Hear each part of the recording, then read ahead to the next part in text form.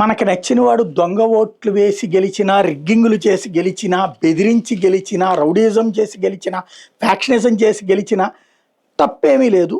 అదే మనకి నచ్చని వాడు గెలిచాడంటే వాడు ఈవీఎంలతో గెలిచాడనే ఒక కొత్త వితండవాదాన్ని జనం మీదకి తీసుకొస్తున్నటువంటి సందర్భంలో, అదొక వ్యూహాత్మకంగా ఆట ఆడిస్తున్నటువంటి సందర్భంలో ఇప్పుడు మన దగ్గర ఈవీఎంల మీద వీళ్ళు అనుమానం వ్యక్తం చేసి సుప్రీంకోర్టు దాకా పోయి కూడా వల్ల కానటువంటి సందర్భంలో ఇప్పుడు ఇండోనేషియా వాళ్ళు వాళ్ళ ఎన్నికలకి ఈవీఎంలు కావాలని భారత్ని అడిగారు, మోడీని అడిగారు.